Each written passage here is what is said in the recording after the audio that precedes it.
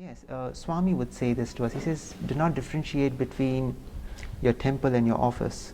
There is no difference. It's in your mind. You think this is spiritual, that is worldly. That's where you go wrong. I love I believe that understanding will come to me eventually, but right now, my guru and the higher powers who are looking over me, they will give me only what I need to know. I mean, Swami himself said this is, don't try to understand me, enjoy me. Because, and he wasn't trying to put us in a blind belief kind of a space, but he knew that human logic has its limitations. Even devotees who've been with Swami for years still cannot fathom his ways and all. There was never a time when he came and spoke to me, even when he was in the form, to give me certain spiritual wisdom. No. His grace would pour irrespective of whether I was near him or far. One of the reasons why we come on this earth is, some call it a university, some call it a gymnasium. Why do we go to a gymnasium? We carry heavy weights over there. Why must we do that? But that resistance, it helps us strengthen our muscles. Yeah. The same is with this kind of a life. It's a gymnasium. We come here to strengthen our spiritual muscles. The resistance that Maya provides us is what we seek to grow. Naresh Sharma. He's only in his mid-30s, but his storehouse of spiritual understanding is already considerable. While very close to Sri Sathya Sai Baba, curiously it seemed to be Baba himself who pointed Naresh into the direction of Paramahansa Yogananda. Naresh explains it all in this account of his own spiritual awakening. Welcome to Souljourns. This interview was recorded at Sai Baba's ashram in Puttaparthi, India, in January 2013. I was 15 when I left school. That was the time when my eldest sister, she shifted to Bangalore. And there were incidents in her life which led her to Swami. Some minor tragedies. A young child suffered burns, I think on a Diwali night while playing with crackers. And Swami not Swami actually, she tried all options that she could, but whatever doctors she met, they told her that the child was young and the burns were deep and they would not heal that fast, and once he grows up, maybe surgery could be plastic surgery could be an option, something like that. So at something like this, she'd stayed in an army area, and a lot of the retired generals and brigadiers and all, they stayed, and many of them was devotees of Swami. I think one lady came to her and she said, why don't you take her to Swami? And she was a desperate mother. I don't think she would have ordinarily wanted to go to Swami, a person with the afro hair and all. But she was a desperate mother. She said, why not? So she took her son over there, thinking Swami would come, bless him or whatever. Swami came, gave darshans and left. Nothing much. But she mentions that as she was coming out, she saw a Japanese-looking boy who could hardly speak English, and he asked, what's wrong with him? And she explained, and he said, bring him along. And he took my nephew to his house, took Swami's Vibhuti, and even though he couldn't speak English well, he recited the Gayatri mantra and he poured Vibhuti on his face. Now my sister tells me that in her eyes she could see almost changes happening immediately. And he said, here's the Vibhuti, put it for 1 week, apply it on his face and he'll be okay. She took it and she followed it, and in 1 week he was okay. And she took him to this specialist, for his regular checkups. And this guy was stunned. He says, what's this? And she explained, and he said, would you take me along with you someday? She said, sure.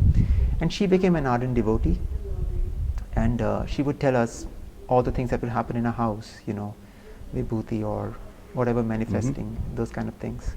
My mother and I heard that, and we weren't sure what she was talking about. For us, it was okay, she's gone to some Baba. The millions that we have around in this country. And there were hundreds of Babas there are hundreds around in this country. Swamis.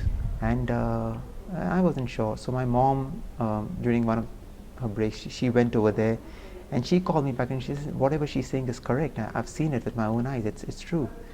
So I had a very scientific outlook to things. And I said, probably a healthy skepticism too. Yes, I think that works well. I mean, unless you go through that, if you just believe blindly, it doesn't help you much. No. Somewhere along in the future, doubts will come back again. It's better to confront them when they are. So, well, I went there and I saw everything as well. And more than anything else, I saw a transformation in my sister.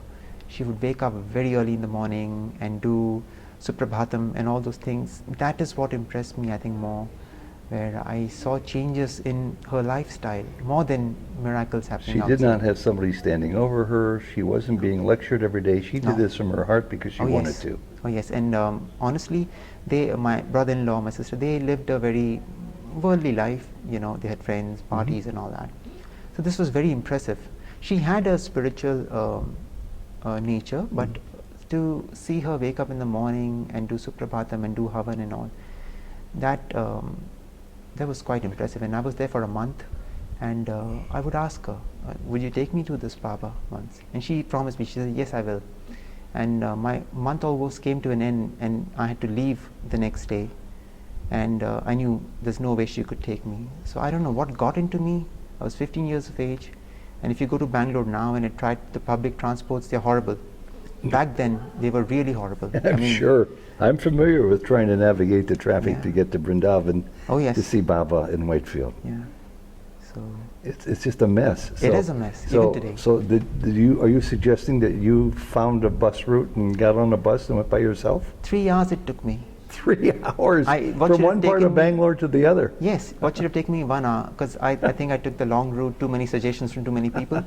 So I reached there, well, it was evening time, this was 92, and these were the days Swami was obviously walking, Yeah. good old days, and evening darshan, and the bhajan started, and I had no expectations, and Swami walks out, and he walks all through, takes different pattern circles all throughout, in Vrindavan this is, and all I can remember is my eyes wouldn't leave him. I know different people have had emotional reactions to this, but my eyes wouldn't leave him, and They say, this parenthetically, correct me if I'm wrong, but my understanding is, having been there myself, that in Brindavan, in Whitefield, he was a more relaxed Baba, a slightly different Yes. Baba than he was here. I'm glad you mentioned that. That is so true. More informal and more relaxed. I hate saying this, but I would never like coming to Puttaparthi to have a darshan because of how I knew him there. Yeah, He was a friend, mother, yeah. very open. That's so true. Yeah. I'm glad people see the same, because we feel so. A lot of the other boys with whom I worked, all of us felt so. So continue your story. Your eyes are not leaving him as he's zigzagging around the mandir, around the prayer hall there. Yes. And he walks very close to me. There's no eye contact, nothing. But I look at him and he goes. And I don't know from where this voice inside my heart tells me, if anybody can answer all your questions, he can. And there was a conviction. It wasn't just a thought. It was a conviction. So you're still wrestling with this download of questions with very few, if any, answers so far, and you're getting that internal prompting that here's the source who can answer your questions. Yes. Actually, by this time, I had pretty much suppressed those questions because I was totally unable to deal with them, and I didn't know what they would drive me crazy if I pursue them. So I just had put them somewhere, and if I found a good book or something, by then our country had opened up. There was a lot of things coming in from the West in terms of channels and all. So I would pursue that, and if something gave me information in direction of the questions that I was seeking, I would be interested in that. But otherwise, I just buried the questions somewhere. So I asked my sister, how do we meet with Baba? I mean, does he talk to you or something? And she told me something about an interview and how difficult it was. And the other option was to write him letters.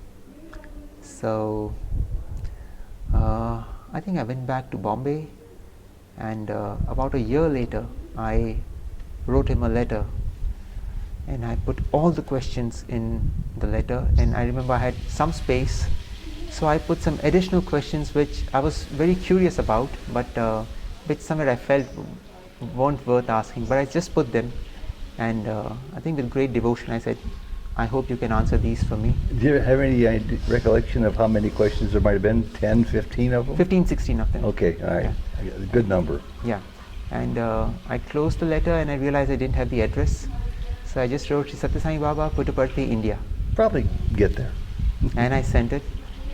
And I'm sure he received it, because a year later, he was in Brindavan, and this one morning, my whole family had been there, and my brother-in-law. It was a Sunday, so huge crowd, and you know Brindavan, right? Very and, well, yeah. In the early days, there's this railway crossing over there. Mm-hmm. So if Traffic. so many people come out and there's traffic, Nobody and moves. it's a very tough thing. So my brother-in-law very smartly, he went out early, got the car ready so that we can all just go in the car and just zoom off and avoid all the traffic. So we quickly got in, and the car stopped. Excuse me. The car stopped for a second or two, and to this day I don't know what got into me, but I just ran out of the car towards a bookshop nearby with all my family screaming behind me, "Where are you going? Where are you going?" I mean, nephews followed me because they were curious what's happening. So I go to this bookshop, and I'm clueless as to what I want over this. And the guy is very helpful. He says, "Can I help you with something? Do you need something?" I said, "I don't know. I'm just looking around." And then my eyes fall on this one book, ochre-colored book, a strange-looking man looking right into my eyes and saying, "Pick me. This is what you want." And you know, I've been staying alone all my life, so I have this habit of bargaining to ensure nobody cheats me. You sure? Yeah. So I asked him, "How much is this?" He says, $60. So I just check my pocket. Luckily, I have $60, and I give it to him, and I take that book, and I come back into the car with my family still scolding me. And as I sit down, my nephew's asking, why did you want this book? I said, "I don't know." And it suddenly occurred to me, what did I just do? Why did I want this book? And I took it home, and it just kept lying for 3-4 months. And I would just flip it around, see those pictures in it, and there was something quaintly familiar about it. But anyways, my sister, one of my younger sisters, she invited us over to her house, a housewarming ceremony, which was somewhere in the middle of India, in a place near Pune. So I used to read a lot of books. So since this book was lying around, I said, "Okay, I won't take any book from the library. I'll take this book and I'll read it." This book was the autobiography of a yogi. I started reading this book. The house where I was reading it was empty because they hadn't shifted in, so I just took up one corner, put a mattress there, and I would read this book. And my mom tells me this. She said, "We got scared looking at you in those days because you were, sometimes when we saw you were weeping, sometimes when we saw you were crying, you looked crazy." And my family got really worried that he's never read such books, some yogi and long-haired person. Why is he reading this, and what's happening to him? They were really worried. And my mom wouldn't tell me this because I was very independent, but she didn't want me to read it anymore. So my eldest sister was with us. One morning she comes on the table and she tells us, and she was one of those who did not want me to read this book. So she came, she said, "Swami came in my dream, and I complained to Swami, 'Swami, why is he reading that book? Make him stop. We worried for him.' And Swami became a little stern, and he says, 'I have put him on this path, for that is the path for him. You will not distract him or discourage him from there.' And that for me was the second sign, because when I was reading this book, it answered all my questions and much more. With me, I've shared this book with so many people since then, because I believe it doesn't matter what religion you are, what class or creed you are. This book will speak to you if you're interested in matters of the spirit. And your My sister? whole family has read the book now. They love it. They love it. In fact, my mother tells me this, that if she encounters any problems in life, she will go to this book. She's a Sai devotee. She will go to this book, and she will invariably find answers to whatever it is. Yeah. And I know so many more. In fact, I feel the same. I've read this book more than some 10 times now, and I know so many other people who've read it multiple times. And I notice that each time you read it, it opens you up in a different way. How did your conviction in Baba grow after this? Well, I like to say this. Swami brought me to this path, the autobiography, and the subsequent teachings that I received from Sri Paramahansa Yogananda, my guru now. They helped me understand who Swami was. And it's only after, I think, like I said, the autobiography opened me up, it told me who I was. Because when I read the autobiography, the one thing that gave me so much joy was that the fact that what I read it did not seem as if it was something I'm learning for the first time. It seemed as if I knew this all along. This book was just confirming it. And surely now you know that that was true. Yes, absolutely. So it told me who I was, in what space, Yeah. in what place in life I was. And my respect and love for Swami grew, obviously, because I knew I was very grateful to him that he answered me in such a way. Well, I have come across many more truths, but I've seen that I'm not amongst those. There's some souls who are so blessed that they are, how do I say it, they're very aware of how their spiritual process works. I am not. I am totally at the mercy of Swami, and he has his way of exposing me the two truths that I'm supposed to know. By the way, this whole book finding, the way I found, it's not been the only time. There have been other times where I've been led to books in mysterious ways again and again, even if I block it out. No, I don't want this. Some power has made sure that I come back to that book again and read it, and only when I read it do I realize, that's why I was meant to read this. A second time. Not just the first time, but multiple times in order. Whether the first time or the second time, but no, the first time, what I mean is, some power will lead me to this book in the bookshop, and I will say, no, I don't want this. Yeah. And I remember 2-3 such books, and it was brought in front of me in so many different ways. Some person mentioning it, I read it in the newspaper, I read it somewhere else. It's just coming up in front of me again and again, and in very interesting ways. And then I read this, and then I realize, this is why I was meant to. So my understanding has come in that way. So I still can't figure out. I'm like, to me, that way each day is exciting. I don't know what will come to me. I guess my obvious question is, does it matter that you know the modality in which this information comes? Well, obviously not. Like I said, when the time is right, it will happen. What would you rather have, the insight as to how the information is conveyed to you, or the information? I believe that understanding will come to me eventually, but right now my guru and the higher powers who are looking over me, they will give me only what I need to know. So you've got your guru, you're extraordinarily familiar with Sai Baba. After all, you're here again with your parents in the S block right now, just arriving the other day. What does coming here while Sai Baba walked the ashram pathways, and now after his body is no longer containing physical life, what does it add to you? How does it shade in some of the corners and some of the edges for your spiritual pursuit? Well, to be honest, Ed, Sai Baba, being in his form or not, has never made much difference to my spiritual life, in a sense that there was never a time when he came and spoke to me, even when he was in the form, to give me certain spiritual wisdom. No. His grace would pour irrespective of whether I was near him or far.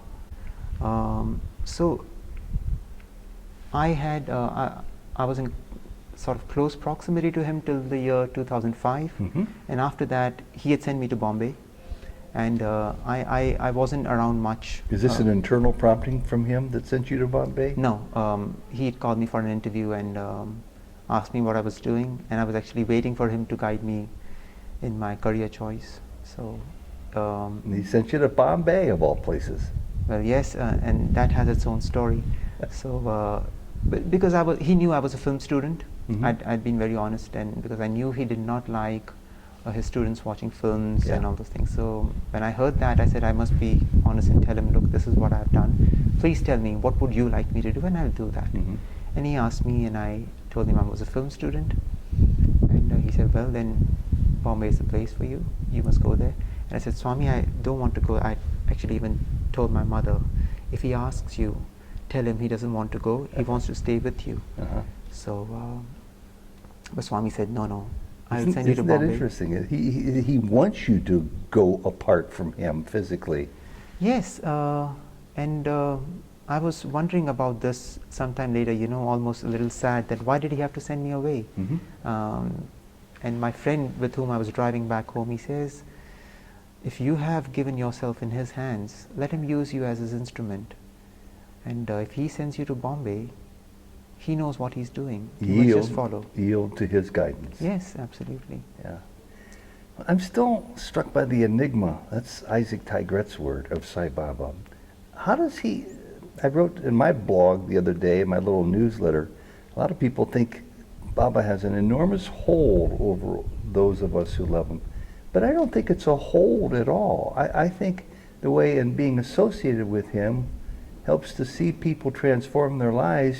If their eyes are open, they see the personal transformation going on within them.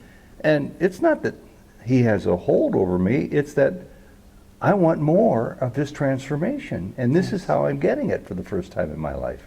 Yes. So what do you say to people who say, boy, from what I gather, this Sai Baba's a real enigma. How can you make sense out of him? Well, he is an enigma. Sri Paramahansa Yogananda would say, if you could understand a saint, you would be one. You know? Very good. And I mean, Swami himself said this is, don't try to understand me, enjoy me. Because, and he wasn't trying to put us in a blind belief kind of a space, but he knew that human logic has its limitations, and there's only so far you can go with it. And there's a point in time where reason will have to stop and faith will have to take over, because faith is a higher way to things. And well, that's what it is. I mean, I am sure people, even devotees who've been with Swami for years, still cannot fathom his ways and all. Do you think this is all Maya? It is. Do you think this is all an illusion, all a dream? Yes, it is. And the purpose of this dream for you, Naresh, is? To use the tools that this dream gives me to help my soul evolve. And I say it's to awaken from the dream to who you really are. Yes, but same thing. One thing that I've learned by and by is Maya and ego are not necessarily bad. They seem bad from a spiritual perspective, but when seen with wisdom, it is the wall against which you push yourself. You know, if you're in space, you want to go somewhere, you'll struggle. There's nothing to push against. But you know, if you're in a pool of water, there's a wall. You can use that to push yourself against and go forward. You can use the water if you teach yourself in a panicky situation how to propel your body by kicking your feet. But slowly. This is one of the reasons why we come on this earth is some call it a university, some call it a gymnasium. Why do we go to a gymnasium? We carry heavy weights over there. Why must we do that? But that resistance and it helps us strengthen our muscles. Yeah. The same is with this kind of a life. It's a gymnasium. We come here to strengthen our spiritual muscles. The resistance that Maya provides us is what we seek to grow. What was the first word you used? The what that Maya provides us? The resistance. The resistance that Maya provides us is what we seek. Yes, what we seek as in like you met Robert Schwartz. Yes, he mentions about my soul's plan. Yes, you'll be happy to know that you are aware of him. Oh yes, it's a lovely book. More than that, I'm glad somebody bought something like that out, because the soul's plan is a concept not very well known, and I think people should know about it. So you and I would recommend it to anybody hearing us talk about it right now, because it's very helpful. Absolutely. But tell me more, because I want to know about your progress in navigating your physical self through your Maya self. In other words, you have to assume that there is no physical self, but we aren't totally in control or in a good state with that thought yet, because we still pinch our skin and feel the pain, and we know we awaken from dreams during the night into what we perceive to be reality. Yes. But we're being told that this is a dream too. So what's your progress that you can document or report to us as you find yourself growing through Maya? What's my progress? How do you know you're coming through it? Well, I understand your question, and well, like I said, while we are in Maya, we need to use it in the best way possible to grow away from it. The same with ego, you said too. Yes, Swami would say this to us. He says, do not differentiate between your temple and your office. There is no difference. It's in your mind. You think this is spiritual, that is worldly. that's where you go wrong. I love that when he said everything is prayer. It's the same. It's if you are in that high state of consciousness, even in your worldly life, you are in a temple. And so our mind, with all its smartness, tries to do this. This is Maya, this is not Maya, this is, and not knowing that in doing so, it is being an instrument of Maya itself. Naresh, you're a 35-year-old kid. Where does all this come from? Well, I borrow it from someplace and I share it ahead. Well, yeah, but a lot of people read a lot of books. They don't have the insights you have. Well, maybe I'm a old wine in a new bottle. Could be. Where do you think you're going to be in another 35 years? Ted, we are taught on this path to live in the now. It would be like, it would be self-defeating if I thought for the next 30 years and see myself there somewhere. Who knows? You're a good Eckhart Tolle student, living in the now, which is also Baba's phrase, live Absolutely. in the now. Oh yes. Not the past, not the yes. future. Why? And the book that he told me twice that he wrote, called A Course in Miracles, talks about the greatest of all miracles, which is your ability to change your thoughts in a second. In other words, if you can go from understanding that all of this material world is real to grasping the notion that it's all Maya, that's a huge miracle. It is. Yeah. It is. So you're going through all these steps right now, being fully present in the present moment. Yes. Yet it seems to be limitless. I think one of the things, I'm just sort of floundering here, but I'll try to make a point out of it. One of the things that's become most important to me is, never having been a good student in my younger years, I find that being a student of spirituality is just about the most exciting field I can ever envision, because it doesn't have a final course to graduate from. Yes. It's endless. It's endless. And meeting Definitely. you and meeting the person yesterday, and Baba will direct me to somebody new tomorrow. They're not all of this caliber, not every discussion or interview, but there's always a nugget that's new to me that sends me over the top, saying, oh my goodness, I never thought of this before, and I wouldn't have been thinking of this if I weren't on this path. Probably yes. So do you share, I know you do, with quite well on YouTube, not YouTube, but Facebook and your blog. Do you go around talking to people? Do you get invited to share your wisdom to groups and individuals?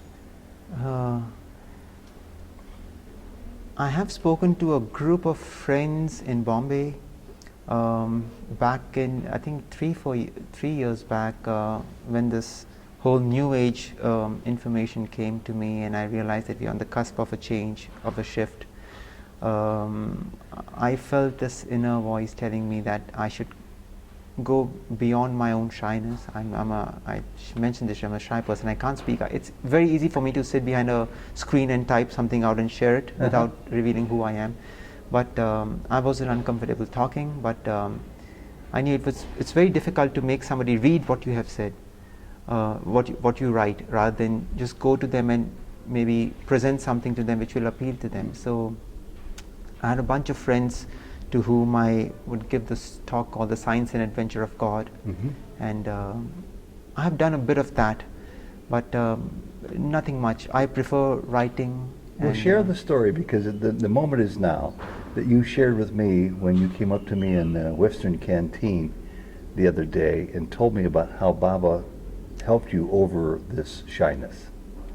Yes, this was in 1999. That was my very first interview with Swami. He had called us all in, and during the course of the interview, a friend of mine had a 3-diamond ring, and one of the diamonds had fallen off, as it usually does. And he gave the ring to Swami, and Swami changed it with a blow. He changed the ring from a 3-diamond ring to a white diamond, one single white diamond ring, a huge, and we enjoyed that. Did you see it happen? Yes, I did. And see, I've never seen that happen. And I always ask people when I'm asking you, did he literally hold it up in front of his hand, in front of his mouth, and you could see it? And yes, he he was gracing this boy, and in the process he was also entertaining us, because we have the childish. I know most of the kids with me, they are ardent devotees of Swami. We don't look much forward to the miracle part. Yeah. We enjoy being with Swami. Sure. But whenever we see a miracle, we enjoy it. Oh, yeah, of course. Yes.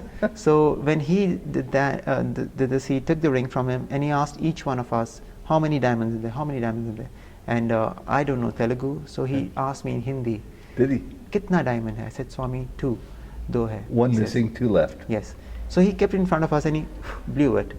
And we saw it turn into a white diamond. You saw it turn? Yes. And we were like, oh, whatever. Like, my doubts are long since gone, yet look at my reaction. I'm still delighted when I hear stories like this. Of course. I mean, you could be a kid, you could be 60, 70, 80 years old. Of course, you'd love to see something like that. It's amazing. Yeah. They're beautiful things, beautiful interactions with Swami. And he gave that ring to that boy, and then he looked at me. A little earlier, he asked me, you stammer, don't you? I don't stammer in my normal. As a rule, you don't, as a child, you never No, I never stammer. So what did he mean by that? Well, at that point of time, I just took what was coming. I was too nervous. It was first interview with Swami, and I knew that's the best thing. I'm really one thing I'm grateful for. I kept that awareness within me that I'm not with Swami, I'm with the Lord of the universe. So I made sure that I was kept that consciousness. Sure, sure. So when he asked me this, do you stammer? I didn't care what it meant. I just said, yes, Swami. He's talking to me, that's enough. I don't care whatever. Are you an axe murderer? Yes, Swami. I would have, maybe. So then he tells me, he says, did you see how I blew that ring and changed that? I said, yes, Swami. He says, I'll change your stammering that way. I'll change it. Just right then and there, as he was saying the words, he meant it, that he was going to change it. Yes. And you know, like most of the things with Swami, you do not understand it on the spot. What does he mean? Because you don't even know that you're aware of stammering. No. And you didn't stammer. I didn't stammer. But in a figurative way, maybe you did. Yes, I realized it much later. You know, you tend to reflect on all that Swami has said to you. And I just wrote all the things Swami ever said to me, I wrote it down in a book. So as to remember it in the pure form, so that my mind doesn't alter it. Most people don't do that. Very smart. Yes, I in fact, when I go back to my diary, I'm amazed at some things. Oh, did he really do that? Did he really say this to me? It makes a lot of sense then. And but this part I never understood. Stammering, I'll change it. I don't stammer. Why did he say that? And I realized much later that what he really meant was you're too shy to speak to people. And I'm not a social person, and he was going to send me into the film industry, and I had to be an assistant, deal with all sorts of people, stars, technicians and all that. And I think that's where he said, I'll open you up, I'll help you converse. And more than that, when I would speak to these young fellows about God or spirituality, and when I write, and when I see that flow coming through me, that's when I know, okay, this is he who's doing it. Because I know myself. Even to this day, I cannot. And I know when I finish this interview, I'm going to be thinking, did I say all this? Did I say all this? Yes. So knowing that Sai Baba's not here, why did you come back? For the same reason that I've been coming even when he was in form. It doesn't matter what the form is. I honestly, and I'm not just saying this, I know him to be in spirit with me always. As cliched as it may sound, but it's a great cliche, and cliches are only cliches because they're true. They are true, and honestly, yes, there was this one time where I let myself weep out. Okay, so he's left his form, you're not going to see that charming form walk amongst us again, take letters, make the small funny remarks and all those things. But end of an era. And but I knew deep in my heart, and like I said, in the last 5-6 years, I did not have any direct interaction with him, and I knew somewhere inside that this is some kind of a preparation going on to help me. And truth be told, I feel him always all around me. He's given me the strength to believe that, and I wish I could say this again and again. I'm not just saying it. I can feel it. Today when I am in Bombay or wherever I am, I feel his presence just as. In the last 6 years, I never felt the need to come to Puttaparthi to see him. I was fine wherever I was. I could go deep within and pray to him and tell him anything, ask him anything. Boy, that's a great testimony. I'm so happy to hear it, because my feeling is, and it's becoming a larger and larger feeling now, you may be the exception to this, that the higher up the flagpole you go, as you climb your way through the spiritual levels of different challenges, the challenges get to be more numerous and tougher. Now, I don't know if that's the way it is for you. Something tells me you handle everything that comes your way just like that. No. But in my view, the challenges are becoming more numerous and tougher. when I started on this path, just the opposite would happen. Yeah. What about for you, and what do you make of that assessment? That's universal, Ted. On the spiritual path, that's universal? Yes. Encountering difficulties, like I said, this earth that we've come to, this life, it is a university. It is that course that we are taking to graduate in our soul awareness. So, and as we go through each grade, the next grade will bring more difficulties and more, difficult scenarios for you, and that is to be expected. I don't believe Yogananda ever talked about that in his book. Well, no, but I have heard a lot of the discourses given by his disciples, and who mention about not just his teachings, but their everyday experience with him, and it implies the same. Like it's natural that the higher you climb, the more difficult it becomes to that, and that's not to pull you down, but that's to further strengthen you. And nonetheless, the payoff, the dividends, the blessings along the way are so valuable that you would never think of getting off this path. Most people, I think. You know, I hope I can recollect this, because this one statement that Sri Yogananda made, it answers that. He says that all the difficulties, all the pains that I took to reach my goal, when I found what I found at the end of my goal, it was more than worth it. He said, in fact, I would take 1,000,000 lives again and again and again, go through that whole process again, if this is what the goal is. Jeez, wow. And that says it. We got a couple of minutes left, and I want to ask you about Yogananda versus Sai Baba. And I bring this up on purpose. I think you and I have probably nearly 100% identical views on this. But there's a lot of, in America, the term is diehards, passionate zealots who live, breathe, and think Sai Baba as the 100% content that fills their being, as I think you do and I do. And yet there's also room for other modalities, for other teachers, gurus, I think, to make valuable contributions to help you see Baba's message even more clearly. You're speaking about Yogananda. I don't think I've heard anybody ever be critical of anything that Yogananda has said or written, but I do know of people who say that people should be 100% just Baba. And explain to me how you reconcile, you don't justify it, you live with both 100% capacity. Well, Ted, the people who say 100% Baba or 100% Yogananda, they're absolutely right. They're absolutely right. Loyalty is an essential tool if you are to walk on the spiritual path without wavering or without faltering or without missing your path, you know.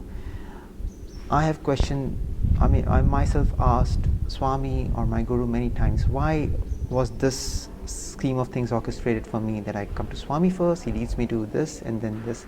I'm a young boy, how do I deal with this? Especially when I read, I have to be loyal, I have to be this. And somewhere down the line, something came to me. And I'll share this with you. This is, I think it was just for me. I don't think I can ask somebody else to follow this. But the thought that came to me was, it was my Guru saying, if you believe me to be your Guru, that I have taken the charge of your life, you know, and to lead you from who you are in your current state towards the God realization state, then you must trust that every single thing that comes to you which teaches your soul is coming from me, irrespective whether it has a book that says Paramahansa Yogananda or says Sathya Sai Baba. It's my duty to ensure that your soul grows. And know that when you gave yourself to me, from that point on, whatever teaching has come to you from whatever source is my grace. And I believe that I absolutely believe that. I've read a lot of Sri Ramakrishna Paramahansa books. I love it. I love reading his books. And somewhere at the end when I feel gratitude, it goes to my guru. I don't see any differentiation. It's the same energy. I think it's part of Maya to see the difference. Right. The one person who is creating this world is called Brahma. The same person preserving it is Vishnu. The same person destroying it is Shiva. Just as you're Ted, who is a father to somebody, a husband to somebody, a brother to somebody, a friend to somebody, you're the same person. It is no difference. And but I think... Go ahead. Sorry. No, go ahead. I think down the spiritual line, when you have walked the path long enough, maybe this concession comes to you where you're able to enjoy the same sweetness of divinity in different forms. But until then, I think being loyal to one path is a must. Who's Sai Baba? Ted, if I would attempt an answer to that, I would not. That simply means I don't know who he is. If there's anybody out there who needs to know more, I think the better way, and this is my way of doing it, if I have any questions, I close my eyes and I release it to the source. And I said, okay, I've done my part. It's your job to give me answer. It doesn't matter whether it comes through me or through anybody. Yeah. The source knows best. All right. Thank you, Naresh. Sai Ram. Sai Ram. I need to speak about Swami, and I realized that this interview has been a bit about Swami and a bit about... Ted, I think what I'll tell you is, before I came to this interview,